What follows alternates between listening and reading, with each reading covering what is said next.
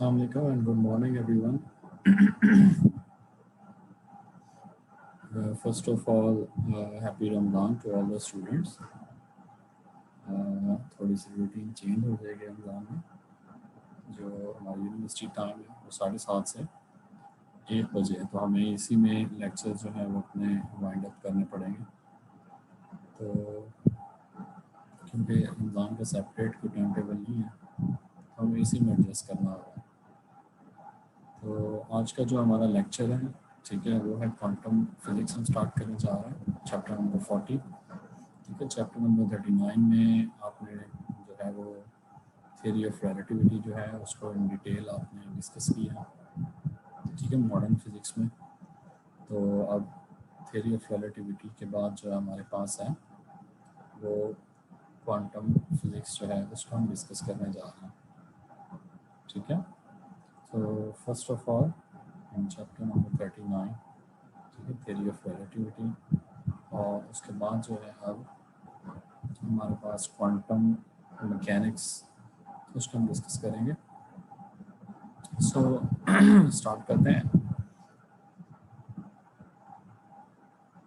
As physicists sought new ways to solve these puzzles, ठीक है, another revolution took place। ये देखिए, यहाँ से वही प्रॉब्लम्स की बात कर रहे हैं कि क्लासिकल फिजिक्स जो थी उसको क्या क्या प्रॉब्लम्स फेस थे।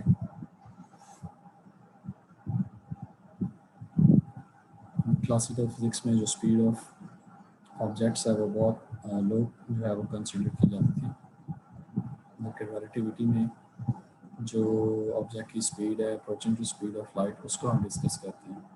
इसी तरह के और बहुत सारे प्रॉब्लम्स है जिनको टैकल करने के लिए एक और थ्योरी की ज़रूरत है। ठीक है, तो उसके लिए new theory quantum mechanics was highly successful in explaining the behaviour of particles of microscopic size. ठीक है, जो छोटे पार्टिकल्स हैं हाई स्पीड पे मूव करते हैं और साइज छोटा है, तो उनके लिए जो क्वांटम मैकेनिक्स थी दैट वाज मच यूजफुल। ठीक है, like the special theory of relativity, the quantum theory requires a modification of our ideas concerning the physical world. तो सबसे पहले जो है इस केस में explanation of phenomena using quantum theory was introduced by Max Planck. Many subsequent mathematical developments and interpretations were made by a number of distinguished physicists। ठीक है, उसमें श्रोडिंगर है, हाइसेनबर्ग है, तो मुख्तलिफ साइंटिस्ट हैं, उन्होंने इसमें एडप्ट किया। तो सबसे पहले देखें कि ब्लैक बॉडी रेडिएशन जो प्रॉब्लम था वो किस तरह अराइज हुआ है। हम जानते हैं कि an object at any temperature emits electromagnetic waves in the form of thermal radiation from its surface। ठीक है, तो सरफेस से जो है वो थर्मल रेडिएशन जो है वो emit कर रहा होता है कोई भी ऑब्जेक्ट। The characteristics of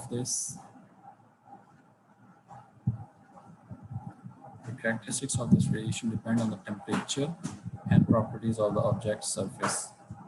तो इन दो चीज़ों पे वो डिपेंड कराता है, टेम्परेचर पे और ऑब्जेक्ट की सरफेस के ऊपर। Careful study shows the radiation consists of a continuous distribution of wavelengths from all portions of the electromagnetic spectrum। तो अगर एक ऑब्जेक्ट रूम टेम्परेचर पे है तो जो रेडिएशन इमिट हो रही होंगी वो तकरीबन इंफ्रारेड रेंज में होंगी। ठीक है, लो एनर्जी रेंज में, इंफ्रारेड रेंज में। And the radiation is not detected by the human आई। तो इंफ्रारेड जो ह्यूमन आई जो है वो डिटेक्ट नहीं कर सकती। As the surface temperature of object increases, जैसे टेम्परेचर बढ़ेगा, ठीक है, ऑब्जेक्ट जो है वो ग्लो करना शुरू कर देगा। सबसे पहले red. At sufficiently high temperatures, the glowing object appears white। ठीक है, तो वो रेड से चेंज हो जाएगा वाइट में। So as the hot tungsten filament of a light bulb, जैसे कि लाइट बल्ब टंगस्टन है वो वाइट ग्लो करता है। From a classical viewpoint, thermal radiation originates from accelerated charged particles in the atoms near the surface of the object। Those charged particles emit radiation much as small antennas do। इस तरह के antennas radiation emit करते हैं, इसी तरह charged particles जो है वो surface के नज़दीक जो है radiations emit करते हैं। Thermally agitated particles can have a distribution of energies which accounts for the continuous spectrum of radiation emitted by the object। By the end of 19th century, however, it became apparent that the classical theory of thermal radiation was inadequate.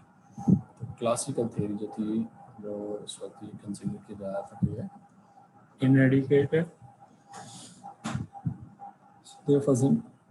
So therefore there was a need of a new theory. ठीक है, जिसकी वजह से quantum theory जो है वो सामने है. The basic problem was in understanding the observed distribution of wavelengths in radiation emitted by a black body. Black body radiation जो emission थी उसकी समझ नहीं आ रही थी इस वक्त. Black body is an ideal system that absorbs all radiation incident on it. ये ब्लैक बॉडी की डेफिनेशन है कि आइडियल सिस्टम है जो तमाम रेडिएशंस एब्जॉर्ब कर लेता है जो भी इस पर फॉल करती है. The electromagnetic radiation emitted by the black body is called black body radiation. तो ब्लैक बॉडी जो रेडिएशंस इमिट करती है उनको हम कहते हैं ब्लैक बॉडी रेडिएशन. बात देखें, ये आपके पास राइट साइड पे डायग्राम है, ठीक है, कैविटी की. तो इसको जो है हम नियरली ब्लैक बॉडी कह सकते हैं. ठीक है, तो इसमें तमाम की तमाम जो रेज हैं वो फॉल करती हैं और ट्रैप हो जाती हैं और सारी की सारी जो है वो इस कैविटी में अब्जॉर्ब हो जाती हैं.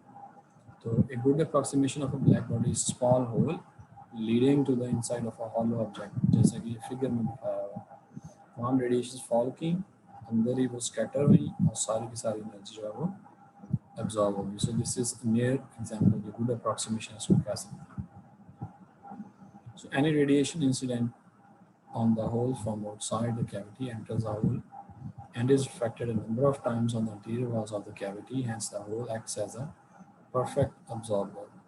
The nature of the radiation leaving the cavity through the hole depends only on the temperature of the cavity walls and not on the material which the walls are made.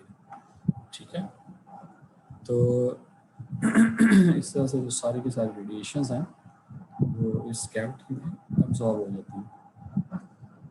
The spaces between lumps of hot charcoal emit light that is very much like black body radiation. ठीक है, ये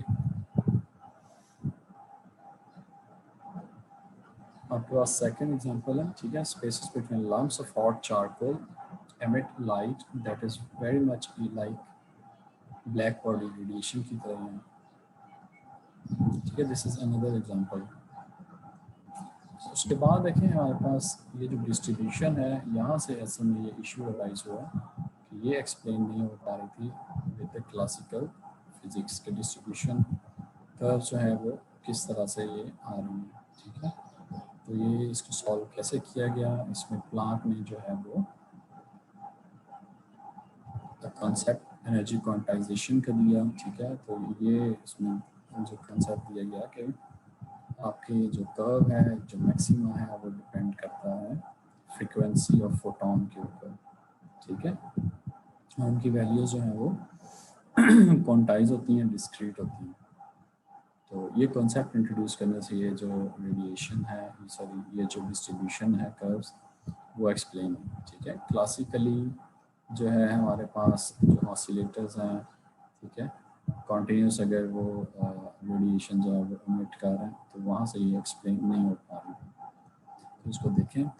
The radiation emitted by oscillators in the cavity walls experience boundary condition as the radiation reflects from cavities walls. Standing electromagnetic waves are established within the three-dimensional interior of the cavity. Many standing wave modes possible and the distribution of energy cavity among these modes determines the wavelength distribution radiation leaving the cavity through the hole.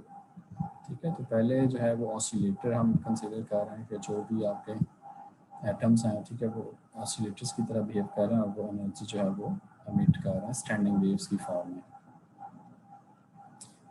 The wavelength distribution of the radiation from cavities was studied experimentally in the late 19th century. This figure shows how the intensity of black body radiation varies with temperature and wavelength. ठीक है, तो shorter wavelength है तो आपकी energy जो है वो higher है और लॉन्गर वेवलेंथ पे एनर्जी रिलेटिवली लोअर है. ये देखें, यहाँ से पता चल रहा है डायग्राम से. ठीक है, ये आपके पास 2000 पे कर्व आ रही है बिल्कुल नीचे, 3000 पे और 4000 पे आपके पास यहाँ पे आ रहा है मैक्सिमम. और ये शिफ्ट होता जा रहा है towards shorter wavelength.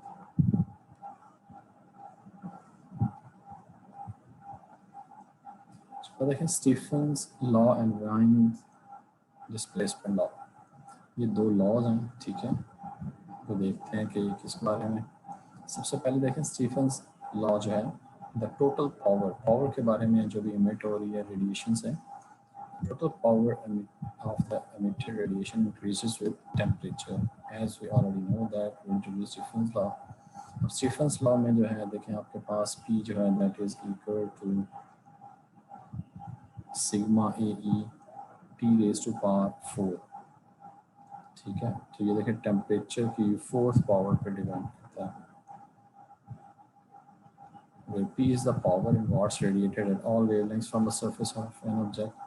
Sigma is the Stephen-Boltzmann constant equal to this 5.6 into 10 raised to minus 8 watt per meter square, Kelvin 4.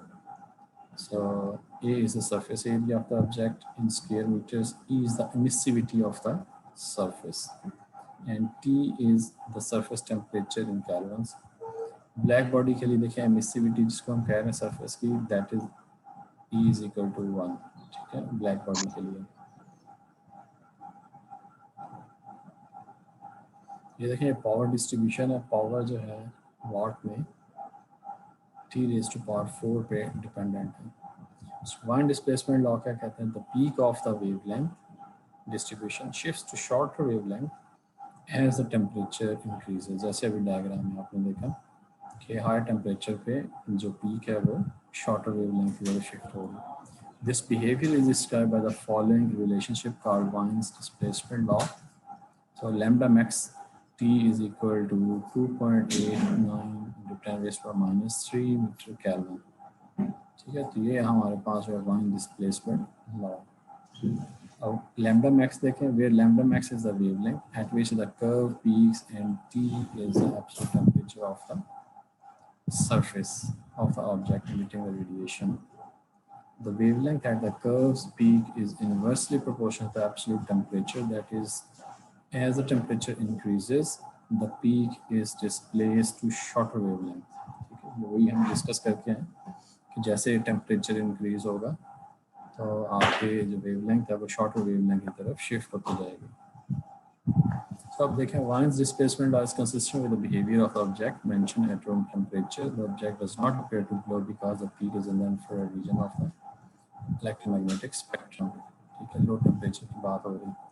Okay, high temperature पे it glows red because the peak is in the near infrared with some radiation at the red end of the visible spectrum.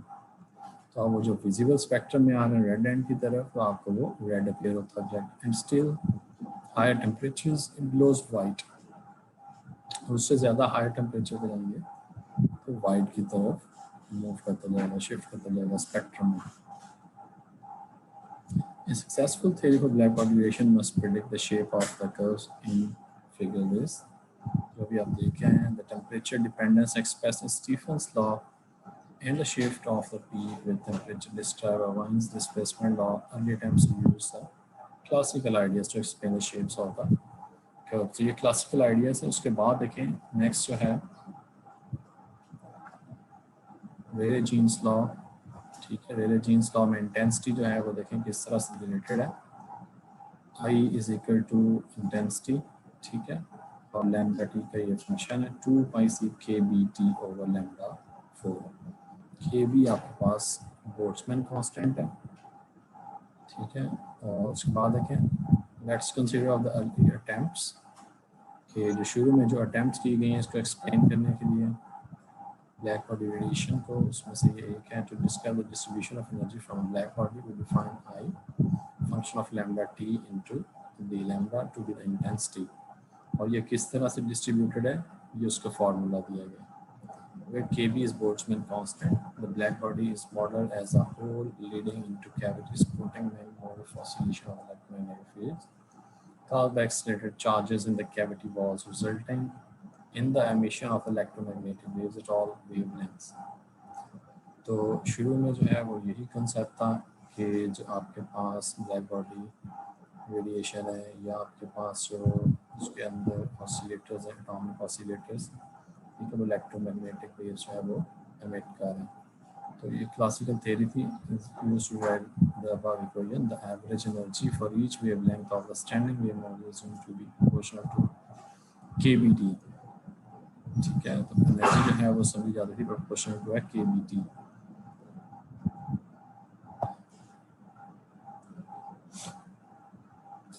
उसके बाद देखें an experimental plot of the black body radiation spectrum together with theoretical prediction of the Rayleigh Jeans law 10.5 ये 40.5 में आपको ये show करवाया हुआ। ये देखें अब ये क्लासिकल थ्योरी ये एक्सपेरिमेंटल रिजल्ट्स हैं, ये डाटा मैच नहीं कर रहा। ठीक है, तो ये डाटा मैच नहीं कर रहा है, इसलिए जो है क्लासिकल थ्योरी जो है इसको प्रॉपर्ली एक्सप्लेन नहीं कर पा रही थी ब्लैक बॉडी रेडिएशन को। So there was a need of another theory that could explain this phenomena. तो इसलिए जो है इस फिनोमिना को क्या ये देखिए नाम दिए गए हैं, this mismatch of theory and experiment was so disconnecting that scientist called it the ultraviolet catastrophe. ठीक है, तो साइंटिस्ट ने इसको अल्ट्रावायलेट कैटास्ट्रॉफी का नाम भी दिया। उसके अलावा देखें this catastrophe infinite energy occurs as the wavelength approaches zero. The word ultraviolet was applied because ultraviolet wavelengths are short. ठीक है, तो ये शॉर्टर की तरफ आ रहा है, तो इसलिए अल्ट्रावायलेट कैटास्ट्रॉफी का इसको नाम दे दिया गया। ठीक है, तो ये इससे भी वेल एक्सप्लेन नहीं हो सकी। फिर उसके बाद जो है प्लांक्स लॉ था। ठीक है, इसी चीज़ को एक्सप्लेन करने के लिए in 1900 Max Planck developed a theory of black body radiation that leads to an equation for intensity that is in complete agreement with experimental results at all wavelengths. Planck assumed the cavity radiation came from atomic oscillator in the cavity. Planck made two bold and controversial assumptions. ठीक है, और उसके बाद क्या है वो, the nature of the oscillator in the cavity walls. The energy of an oscillator can have only certain discrete values of energy. ठीक है, एनर्जी जो ऑसिलेटर है, जो पहले कंसेप्ट था कि कॉन्टीन्यूस है, कोई भी वैल्यू एनर्जी की हो सकती है, ऐसा नहीं है। प्लांक ने इसको जो है निगेट किया, उसने कहा कि वो सिर्फ सर्टेन वैल्यूज हो सकती हैं। हमने जो है वो देखा भी एनर्जी कैलकुलेशंस में कि जब इलेक्ट्रॉन मूव करता है तो सर्टेन ऑर्बिटल्स में मूव करता है, उसकी सर्टेन एनर्जी होती है। तो यही एनर्जी जो है उसने कहा कि क्वांटाइज है। आपके पास एनर्जी जो है En that is equal to NHF। ठीक है, एन कोई भी आपके पास नंबर हो सकता है 1 2 3 और HF जो है वो एनर्जी है उसकी, तो it will be multiple of 1 2 3। इस तरह से आपकी एनर्जी जो है वो क्वांटाइज हो जाएगी। ठीक है, उसकी स्पेसिफिक वैल्यूज होंगी। So where n is a positive integer called quantum number, f is the oscillator's frequency, and h is a parameter Planck introduced that is now called Planck's constant. ठीक है, तो इसको Planck's constant भी कहते हैं because the energy of each oscillator can have only discrete values given by equation above. We say the energy is quantized. Each discrete energy value corresponds to a different quantum state. ठीक है, तो energy quantize हो जाएगी और फिर वो different quantum state को represent कर रही होगी। n is equal to 1 quantum state हो सकती है, n इज इक्वल टू 2 हो सकती है, n इज इक्वल टू 3 भी हो सकती है। तो एनर्जी जो है हमारे पास वो क्वांटाइज हो जाती है अकॉर्डिंग टू प्लांक्स लॉ। ये देखें, ये हमारे पास फॉर एग्जांपल एनर्जी डिस्ट्रीब्यूशन है मुख्तलिफ। अगर हम देखें ऑर्डर्स में 0 to HF 2HF 3HF 4HF, ठीक है, and so on up to n is equal to infinity. तो ये चलता रहेगा इसी तरह।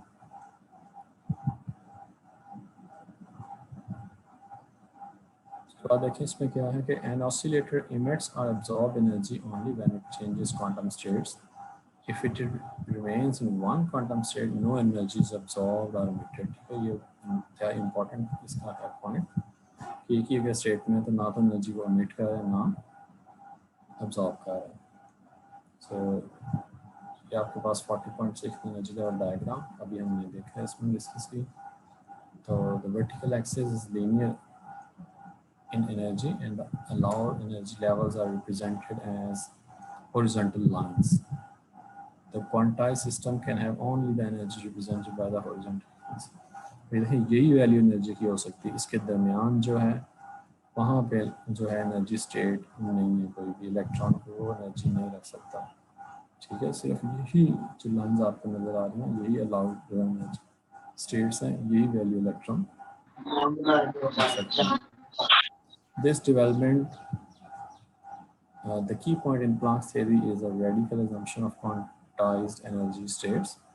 This development, a clear deviation from classical physics, marked the birth of the quantum theory. ये जो क्लासिकल थ्योरी से बहुत डिफरेंट ये पॉइंट था। ठीक है, क्वांटाइज होना एनर्जीज का, तो इसी से जो है फिर आगे क्वांटम थ्योरी जो है उसने एक बर्थ ली है, या यहीं से वो थ्योरी जो है वो स्टार्ट किया उसने।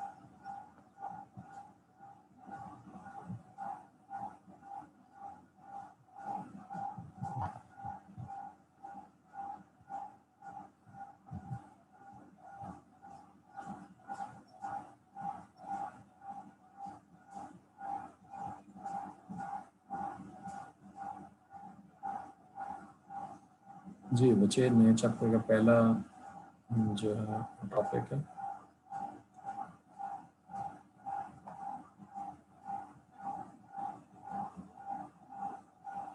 जी। उसके बाद देखिए, in the Rayleigh Jeans model the average energy associated with a particular wavelength of the standing waves in the cavity is the same for all wavelength and is equal to KBT। ठीक है, according to रेले-जीन्स model तो वो KBT के equal है। ठीक है, Planck use the same classical ideas as in the Rayleigh Jeans model to arrive at energy density as a product of constants and the average energy for a given wavelength. But the average energy is not given by the equipartition theorem। ठीक है, तो ये different account Planck से जो assumption से है कि जो एवरेज आपके पास एनर्जी होगी, यानी a wave's average energy is the average energy difference between levels of the oscillator, यानी ये जो लेवल है ऑसिलेटर के, इसके डिफरेंस के बराबर होगी एनर्जी। ठीक है, यहाँ से यहाँ जंप करेगा तो ये डिफरेंस देखा जाएगा, इधर से इधर जंप करेगा तो ये डिफरेंस जो है वो देखा जाएगा। weighted according to the probability of the wave being emitted. This weighting is based on the occupation of high energy states as described by the Boltzmann distribution law. According to this law, the probability of a state being occupied is proportional to the factor e raised to power minus e, capital E, over KBT, where E is the energy of the state और KBT आपको पता है KB Boltzmann constant की temperature है, ये E raised to power minus energy E over KBT आ रहेगा। So at low frequencies, the energy levels are close together as on the right in active figure। ये देखें, ये फिगर है, ये intensity जो है ब्लैक बॉडी रेडिएशंस का जो आपके पास डिस्ट्रीब्यूशन कर्व थी, क्लासिकल थ्योरी जो है वो उसको वेल एक्सप्लेन नहीं कर रही थी। ठीक है, क्लासिकल थ्योरी में जो assumption होती है वो होती है कॉन्टीन्यूस इमिशन ऑफ, ठीक है, रेडिएशन, या आपके पास जो ऑसिलेटर है वो कॉन्टीन्यूस जो है वो एनर्जी इमिट कर रहे हैं, जबकि प्लांक ने ये कॉन्सेप्ट दिया कि ऐसा नहीं है। ठीक है, एनर्जी जो है वो क्वांटाइज वे में रिलीज होती है। ठीक है, ख़ास आपके पास एनर्जी लेवल्स हैं तो उनमें जो गैप है वो एनर्जी रिलीज होती है, अगर वो एक ही स्टेट में है पार्टिकल तो एनर्जी रिलीज नहीं होती। तो देखें, at low frequency the energy levels, जैसा कि ये डायग्राम है, ये देखें, ये लो आपके पास एनर्जी है या इस साइड पे, और यहाँ पे आपके पास ये आया है। So at low frequencies the energy levels are close together as on the right in active figure, and many of the energy states are excited because the Boltzmann factor E per minus E over KBT is relatively large for these states। जैसे ये देखिए right side पे long wavelengths, small energy separation है, high probability of excited states है, many downward transitions. ठीक है। तो ये है at long wavelength, small energy separation है, high probability of excited states है, और यहाँ पे ये देखेंगे ट्रांजिशन जो है वो ज़्यादा हो रही है।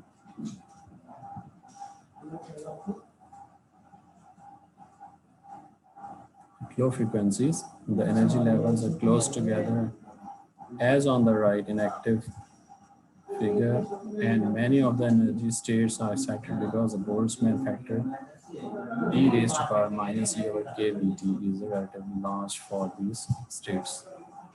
Therefore, there are many contributions to the outgoing radiation, although each contribution has very low energy.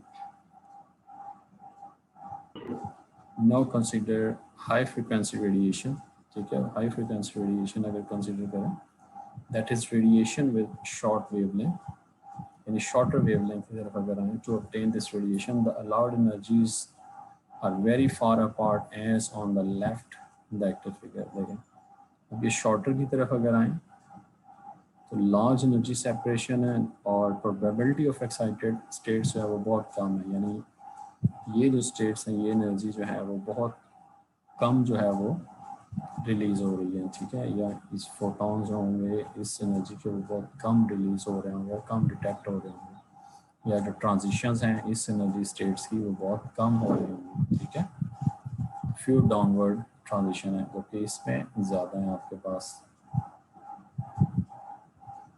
The probability of thermal agitation exciting these high energy levels is small because of the small value of the Boltzmann factor for large values of E. ठीक है, large values के लिए Boltzmann factor जो है वो small value है इसकी. So at high frequencies, the low probability of excitation results in very little contribution to the total energy.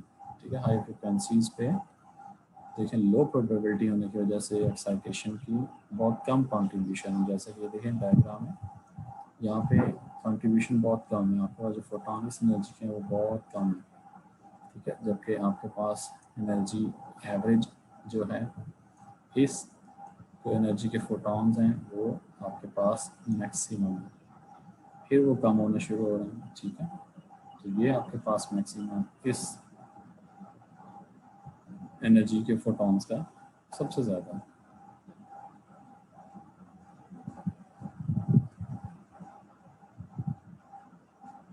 So this low probability turns the curve over and brings it down to zero again at short wavelengths.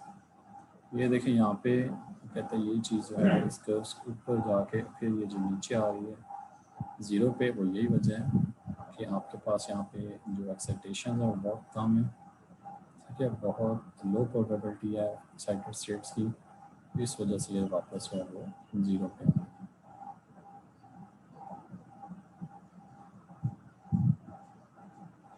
So this diagram is very important plants जो है उसको model को understand करने के लिए।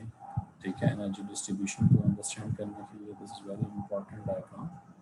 तो ये आप जो है इसकी प्रैक्टिस भी करें। ठीक है, इसको पूरी तरह अंडरस्टैंड करें। अगर ये आप अंडरस्टैंड करते हैं तो आपको पूरी का पूरा जो प्रॉब्लम है वो समझ में आ जाएगा। ठीक है, लेकिन दोबारा इसको रिपीट कर लेते हैं कि एट लो वेवलेंथ से आपके पास स्मॉल एनर्जी सेपरेशन है, high probability of excited states है और बहुत सारी डाउनवर्ड ट्रांजिशंस होंगे हो रही होती हैं। लेकिन एनर्जी के इस साइड पे हैं, लेफ़्ट साइड पे हैं, तो ये बहुत शॉर्टर वेवलेंथ है और शॉर्टर वेवलेंथ जो हैं लार्ज एनर्जी सेपरेशन की वजह से प्रोड्यूस होता है। ठीक है, और लेकिन इनकी प्रोबेबिलिटी जो है एक्साइटेड स्टेट्स की वो बहुत कम है। ठीक है, बहुत कम जो है वो डाउनवर्ड ट्रांजिशन होती हैं। ठीक है, जब N1 से N2 में ट्रांजिशन होती है तब बहुत हाई एनर्जी का फोटॉन जो है वो रिलीज होता है। तो ये इसके चांसेस जो हैं, ये प्रोबेबिलिटी जो है वो बहुत कम है compare to low energy.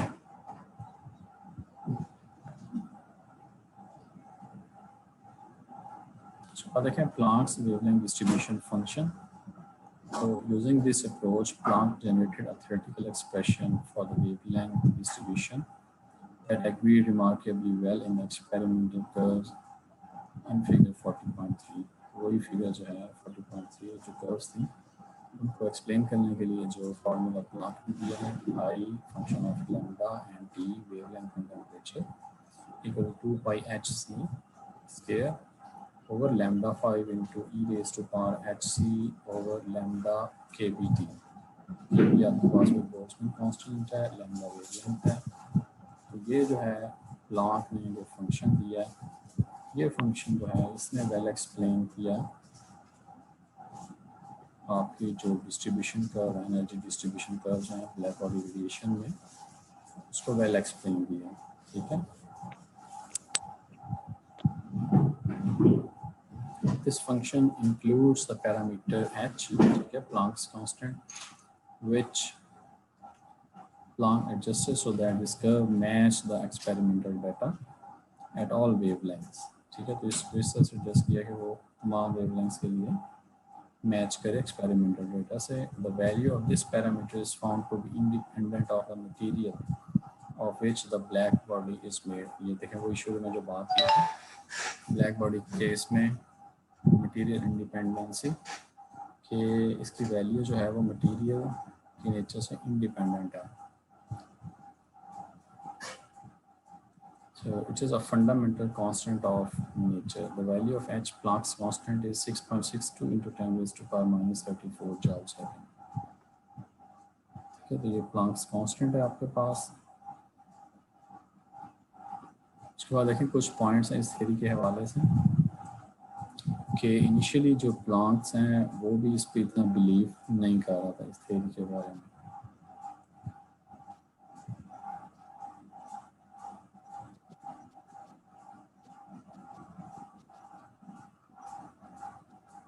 At long wavelengths, equation reduces to the Rayleigh-Jeans expression, and at short wavelength, it predicts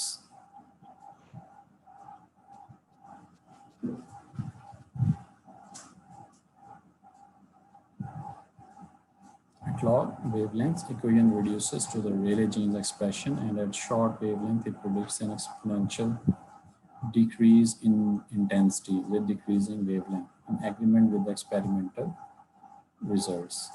So when Planck presented his theory, most scientists, including Planck, देखिए even Planck जो है वो भी इस doubt में था इस theory के बारे में शुरू में, वो प्रेडिक्ट की गई, did not consider the quantum concept to be realistic। They believed it was a mathematical trick। ठीक है, बजाय इसके कि वो थ्योरी पे यकीन करते कि थ्योरी दुरुस्त है जो उन्होंने पुट फॉरवर्ड की। ठीक है, जो कॉन्सेप्ट दिया नया क्वांटाइजेशन का, वो भी डाउट में थे कि एक मैथमेटिकल ट्रिक है टू करेक्ट द रिजल्ट को दुरुस्त करने के लिए एक ट्रिक लगाया गया। Hence, Planck and others continue to search for a more rational explanation of black body radiation। तो और ज़रा सर्च में लगे रहे कि और इससे बेहतर क्या एक्सप्लेनेशन हो सकती है ब्लैक बॉडी रेडिएशन के लिए। So subsequent developments, however, showed that a theory based on the quantum concept rather than a classical concept had to be used to explain not only black body radiation but also a number of other phenomena at atomic level।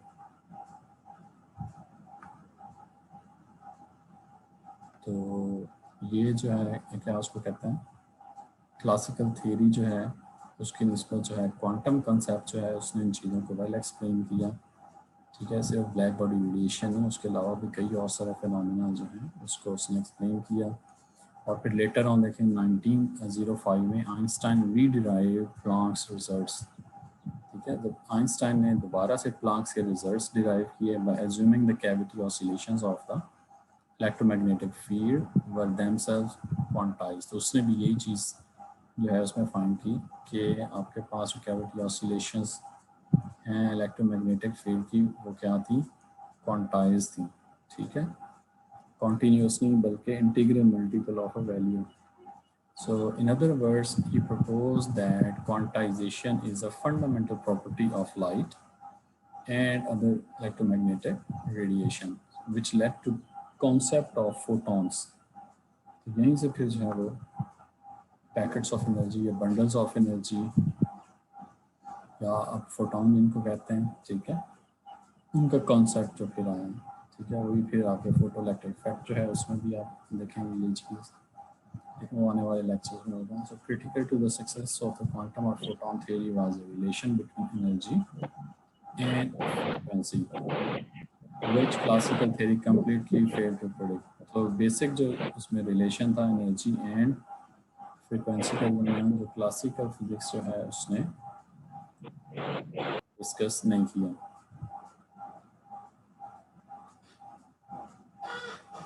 तो देखें तो आज की lecture जो है उसमें हमने black body radiation जो है उनको डिस्कस किया है. ठीक है, चैप्टर नंबर 40 हमने स्टार्ट किया. चैप्टर नंबर 40 का first lecture the black body radiation Planck's hypothesis. उसमें सबसे पहले हमने ब्लैक बॉडी जो है उसको देखा कि ब्लैक बॉडी होती क्या है और किस तरह ये तमाम एनर्जी जो है वो अब्जॉर्ब कर लेती है, तमाम रेडिएशंस को अब्जॉर्ब कर लेती है. और उसके बाद जो है हमारे पास ये देखें एनर्जी डिस्ट्रीब्यूशन है, ये इंटेंसिटी है वर्सेस वेवलेंथ. ठीक है, ये ग्राफ था हमारे पास. तो इसमें जो इंटेंसिटी की डिस्ट्रीब्यूशन है वो क्लासिकल थियरी से वेल एक्सप्लेन नहीं थी. ठीक है, उससे एक्सप्लेन नहीं हो पा रही थी, तो there was a need of another theory. तो उसमें देखें मतलब लॉज हैं, मतलब फार्मूलाज दिए गए, स्टीफन्स लॉ, वांस डिस्प्लेसमेंट लॉ. ठीक है, लेकिन फिर भी जो हमारे पास शॉर्टर वेवलेंथ साइड थी वो एक्सप्लेन नहीं हो पा रही थी ये डिफरेंट फार्मूला से. ठीक है, रिलीजियस लॉ से भी. तो प्लांक्स ने फिर कॉन्सेप्ट दिया एनर्जी क्वांटाइजेशन का, और उसने जो है फिर एक नई रिलेशन जो है वो उससे डेवलप की थ्योरेटिकल, और इस डिस्ट्रीब्यूशन को जो है उसने एक्सप्लेन किया. ठीक है, और उसकी एक्सप्लेनेशन जो थी that was very close to the experimental results. However Planck खुद भी ये अज्यूम कर रहा था कि शायद ये कोई मैथमेटिकल ट्रिक है और ये थ्योरी जो है वो इतनी वैलिड नहीं है. बट लेटर ऑन आइंस्टाइन ने वही रिजल्ट्स डिराइव किए थे कि उसी जो क्वांटाइजेशन है उसी चीज़ को लेके आगे चला. तो वहाँ से फिर ये इस थ्योरी में जो है वो क्या उसको कहते हैं स्ट्रेंथ आई, इसकी कंफर्मेशन हुई. ये कॉन्सेप्ट या ये थ्योरी है ये एक्यूरेट है. ठीक है, एट माइक्रोस्कोपिक या कह लें कि एटॉमिक लेवल जो है उसके लिए वैलिड है. ठीक है, तो फिर बाद में सिर्फ ब्लैक बॉडी रेडिएशन नहीं, कई और सारे फिनोमेना जैसे नेक्स्ट हम पढ़ेंगे फोटो इलेक्ट्रिक इफेक्ट, तो उसी में भी हम ये एनर्जी क्वांटाइजेशन जो है यही कंसेप्ट इस्तेमाल करेंगे. तो हमें इजीली जो है वो जो है फिनोमेना वो समझ आ जाएगा फोटो इलेक्ट्रिक इफेक्ट. ठीक है, फोटो इलेक्ट्रिक इफेक्ट भी है, फिर कॉम्पलेन इफेक्ट भी है. लेटर ऑन हम पे जब जाएंगे तो ये ईजी हो जाएगा ये कंसेप्ट जो है इस्तेमाल करके उनको अंडरस्टैंड करना. So this is all for today. आप बच्चों के कोई क्वेश्चन है तो वो ज़रूर पूछें.